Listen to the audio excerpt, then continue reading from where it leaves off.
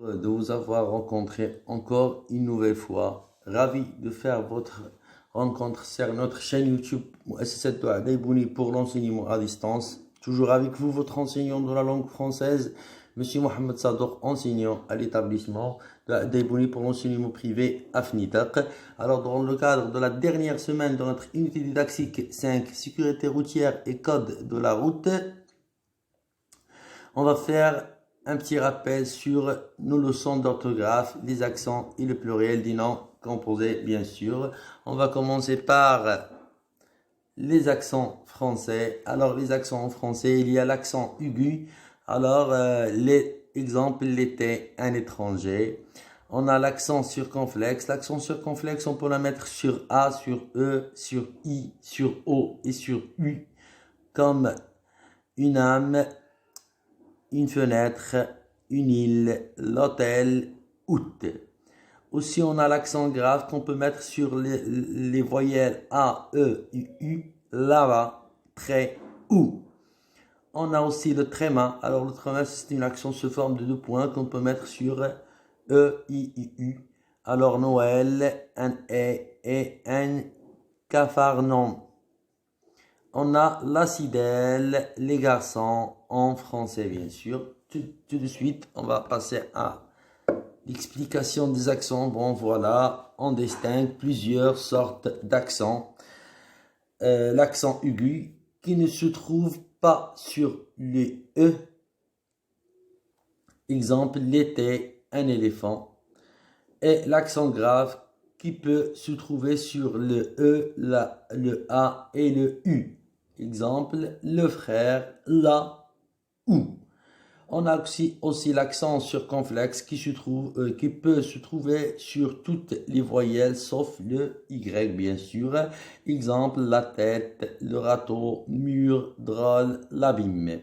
L'accent circonflexe est un signe qui a remplacé une lettre disparue. Bon, alors on peut dire par exemple, la fête s'écrive la feste. Alors, on a éliminé le S et on l'a remplacé par un accent circonflexe sur le E.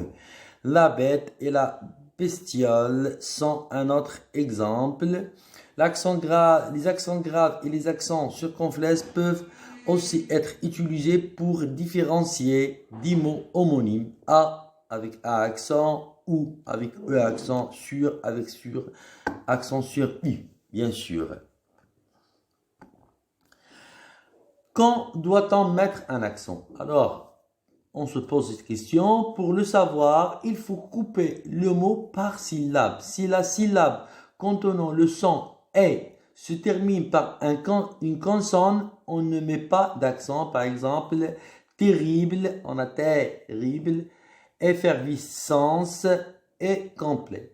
Sinon, je mets un accent intéressant. Bon, sérénité, sérénité, fermeté, complète, plaît et brève. Alors, j'y mets l'accent sur le E ici.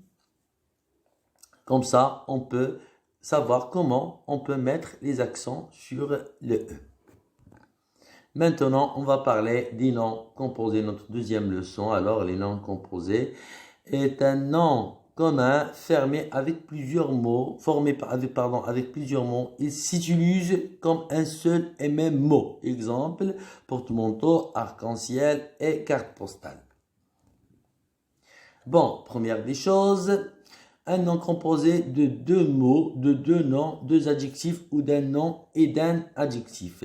Dans ce cas, le pluriel s'applique aux 2 mots, sauf s'il y a une préposition ou un dérivé d'un verbe. Exemple, des chefs d'œuvre, des grands-parents, des basses-cours, des sourds-muettes, des sols pleureurs. Alors ici, on a mis le pluriel aux 2 mots pour passer aux exceptions. Maintenant, il y a des demi-portions. Alors, portion après la marque de pluriel et demi-nom. Des pique-niques, pique n'a pas pris la marque du pluriel. Des timbres poste, timbre après le pluriel et poste-nom parce qu'il n'y a qu'un seul poste et il y en a plusieurs timbres. Des gardes-chasse, Alors, garde après la marque du pluriel des années-lumière. Alors, année après la marque du pluriel et lumière, non, ce sont des exceptions de cette première partie. Maintenant, on va passer à la deuxième partie. Bon, voilà. Nom composé contenant une préposition.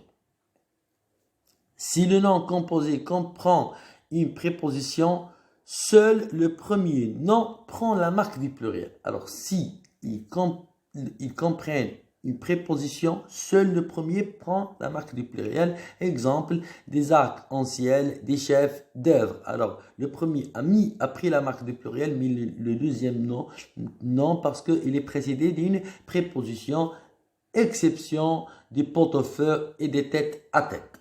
Maintenant, on passe à la troisième partie. Bon, voilà, nom composé contenant un ou deux verbes. Alors, les verbes, le verbe est invariable. Seul le nom se met au pluriel selon le sens, bien sûr.